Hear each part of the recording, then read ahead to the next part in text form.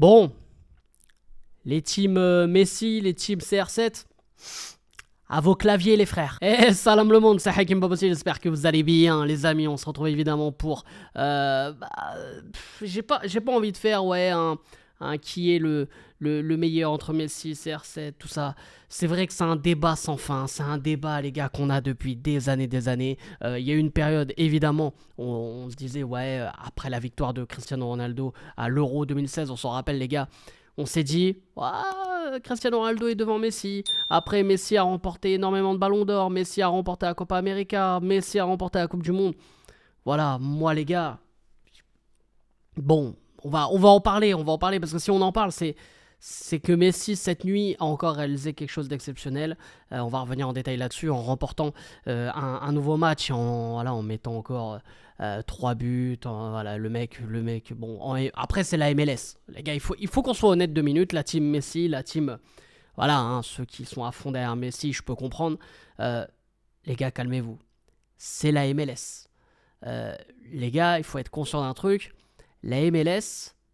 c'est quand même le championnat le plus éclaté, le top 3 des plus éclatés. C'est-à-dire que si toi tu joues en France en National 2, en National 3, comme Bordeaux actuellement, t'es un titulaire et t'es un joueur confirmé de National 2, voire National, tu joues en MLS tous les jours. Hein. C'est-à-dire que tu vas voir les buts de Messi en MLS. Alors, Messi est un crack, Messi est un monstre, on le sait. Mais les gars, les buts... c'est quelque chose, hein. C'est quelque chose, hein. Waouh, le mec, il joue en marchant. Bon, déjà, il a toujours joué en marchant. C'est vrai que déjà, même en Liga, vers la fin, il joue en marchant. En Ligue 1, il joue en marchant, mais même en marchant, il galérait quand même. Mais en MLS, t'es blessé, t'as une rupture du tendon, tu joues normal. Hein. Franchement, je trouve que c'est l'un des championnats les plus éclatés. Mais bref, là où il faut reconnaître quelque chose, c'est que quand même, Messi, il est allé en MLS. Voilà, le côté exotique, tout ça, il n'y a pas de souci, évidemment. Il avait aussi la possibilité d'aller en Arabie Saoudite. Il a choisi l'offre de Beckham, parce qu'il faut le rappeler, hein, l'Inter Miami, c'est une franchise, un club qui est détenu par David Beckham, ancien joueur du Real Madrid notamment. Depuis son arrivée, les gars, c'est 33 buts, 18 passes D. Quand il est arrivé à l'Inter Miami, il fallait savoir, l'Inter Miami, c'était des peintres. C'est-à-dire que les mecs... ça mettait pas un but, ça s'en prenait 5 par match, c'était dernier. Ce qu'il faut savoir aussi, c'est que là-bas en MLS, t'as pas des relégations. C'est des franchises, c'est comme en NBA. C'est-à-dire que si t'es dernier, c'est pas grave, le championnat d'après, enfin la saison d'après, t'es à nouveau dans la même division. Donc t'avais pas non plus ce côté, il faut se maintenir, tout ça. Donc le club, en fait, c'était l'Inter Miami, ils avaient des beaux maillots, tout rose, tout bleu fluo, tout ça, il n'y a pas de souci. Mais ils étaient éclatés au sous-sol.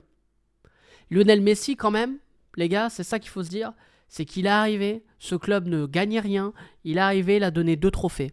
Et le club est premier en pétant le record de points sur une saison de MLS. 74 points. Donc ça, il faut reconnaître, les gars, que c'est hors norme. C'est hors norme parce que même si le championnat est pété, t'as des joueurs autour de toi qui sont pas forcément ouf non plus.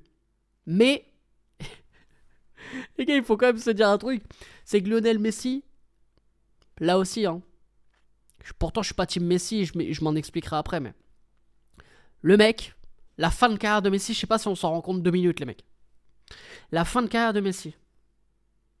Il gagne le ballon d'or. Donc, il est encore au Paris Saint-Germain. Il gagne le ballon d'or. Il gagne la Coupe du Monde. Il gagne sa 2e Copa América. Bon, même si, ça aussi, il faut revenir là-dessus, sur cette Copa América... voilà, c'est Copa América qui jouait chaque année pour que Messi en gagne enfin une. Bon, bref. Il joue à l'Inter Miami. Il a ramené tous ses potes. Busquets, Jordi Alba, Suarez aussi. Suarez qui allait terminer sa carrière tranquillement. Voilà, chez lui, tout ça. Non, viens aux États-Unis. Si t'as, 2-3 ans à tuer. Voilà, il ramène tous ses potes. Il fait passer... le club l'un des pires clubs, voire le pire club techniquement de la MLS, l'Inter Miami, à la première place, et il continue à stater. Il met des buts, il fait des passes D à 37 ans. Moi les gars, je reviens sur mes propos, où je dis évidemment, et je l'assume, hein, que la MLS s'est éclatée, mais il faut reconnaître que quand même faire tout ça à 37 ans, c'est quand même hors norme les mecs. C'est quand même hors norme. On parle d'un mec qui marque but sur but en MLS, mais qui marque aussi avec l'Argentine. Oui, c'était contre la Bolivie, mais voilà, on sait que les matchs en Amérique du Sud, c'est pas forcément si simple parfois. Il y a eu des matchs de qualification, on a vu des fois le Brésil galérer, l'Argentine, même l'Uruguay, face à des équipes comme le Pérou, la Bolivie, voire le Paraguay. C'est des équipes galères à jouer. Tu vois le mec, on parle d'un joueur qui a 37 ans. On parle pas de Messi qui avait 28, 27 ans. On parle pas du Messi d'il y a 10 ans. Pour moi, le Messi de 37 ans, entre guillemets, j'attends plus rien de lui, tu vois. Moi, ça y est, frérot, t'as fait le max. Aucun autre footballeur dans l'histoire va faire comme toi. Voilà, je le dis, va faire comme toi. On le sait. Ça y est, t'as fini le jeu. Pour moi, dès la Coupe du Monde 2022, je vous dis la vérité, le soir où il se lève la Coupe du Monde 2022, j'annonce ma retraite tout court. J'annonce ma retraite tout court. Ça y est. Bah après, le mec, il aime le football. D'après même les dires de David Beckham, il s'attendait pas aussi à avoir un aussi grand professionnalisme de la part de Léo Messi. Voilà, il s'est dit, voilà, il est en fin de carrière, il va s'amuser, tout ça.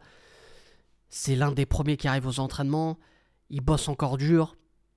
Voilà, c'est vrai qu'on a mis cette image de Messi en mode, voilà, c'est un génie, il n'a pas besoin de travailler. Mais dans cette fin de carrière, on a l'impression qu'il bosse encore plus pour essayer de tenir physiquement et de pouvoir continuer à stater comme il fait actuellement. Donc ça, il faut le reconnaître.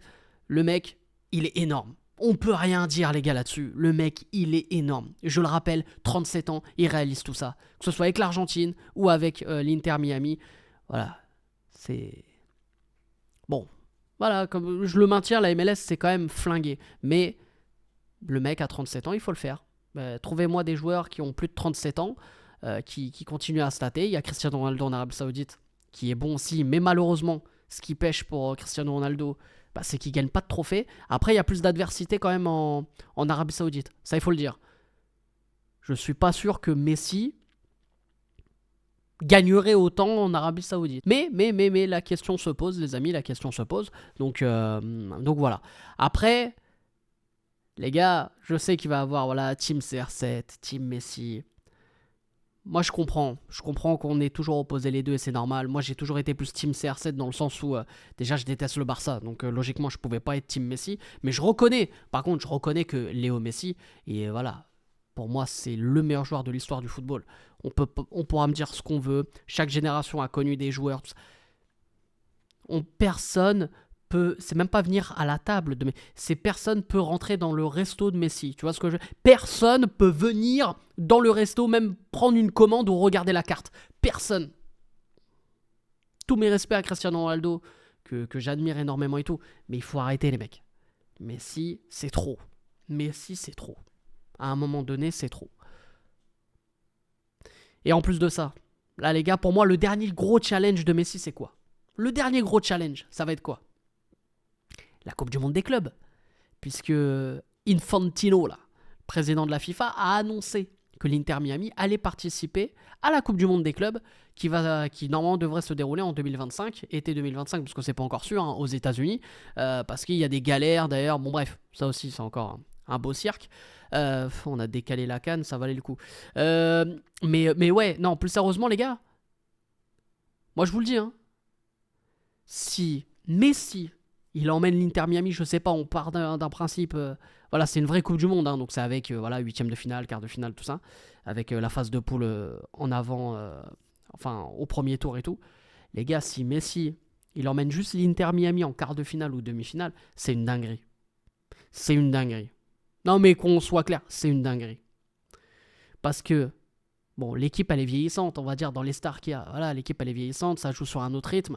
L'Inter Miami qui joue, je sais pas, contre... non, pas le Barça, parce qu'ils sont pas qualifiés. Je sais pas, l'Inter Miami qui peut jouer contre une équipe européenne, même juste contre le PSG. Enfin, ouais, après le PSG de cette année, ouais. Non, c'est pas un bon exemple. Bon, on va dire le Real Madrid. Allez, on part sur le Real Madrid. Je suis un bâtard, je taille mon propre club. Non, par contre, l'Inter Miami PSG, j'ai envie de voir. Même si, évidemment, non, on les tape quand même. Faut pas abuser. On joue contre... déjà, le niveau est plus faible, comme j'ai dit, en MLS. Mais surtout, les mecs... Messi, tout ça, ça y est. Maintenant, il joue en marchant. Busquets, il va faire une accélération, il va décéder. Il y en a un, il va essayer de... Jordi Alba, il va suivre Dembélé, il va se claquer. Non, il faut pas abuser du bail non plus. Mais franchement, je vous dis... c'est le dernier gros challenge de la carrière de Léo Messi. c'est la Coupe du Monde des clubs. Et c'est pour ça qu'il ne s'arrête pas, parce que je suis sûr que même Infantino, il lui demande, il dit, va jusqu'à la Coupe du Monde des clubs et tu t'arrêtes juste après. Pour moi, les gars, c'est son dernier challenge. Donc je sais pas quel est le titre de la vidéo, de cette vidéo, les gars. Mais j'ai envie de conclure sur, oui, Messi est le meilleur joueur de l'histoire du football. Il n'y a pas de débat, les gars. Pour tout ce que j'ai dit auparavant, il n'y a pas de débat. Ne cherchez pas midi à 14h. Ne cherchez pas 14h à 16h. Ne cherchez pas 16h à 20h. Vous ne trouverez pas. Messi, meilleur joueur de l'histoire. Et le mec continue, alors qu'il n'a plus rien à prouver, à tout détruire, que ce soit en MLS, avec l'Argentine. C'est bon. Il n'y a plus rien à dire. Et pourtant, je suis plus team CR7, mais il faut être objectif. Ce que fait Messi depuis tellement d'années et ce qu'il continue à faire, c'est trop. Bref, moi j'attends vos retours juste sous la vidéo, les gars. N'hésitez pas à commenter, vous me dites si vous êtes team CR7, team Messi, surtout ce que vous pensez encore même de Léo Messi actuellement. Et si vous êtes d'accord ou pas avec moi. N'hésitez pas aussi à lâcher un maximum de likes et à vous abonner en activant cette fucking cloche. Les frérots, j'attends vraiment vos retours en commentaire. Sur ce, c'était Hakim Pas Possible. Je vous aime, je vous laisse. Et bien sûr les frérots, allez le foot!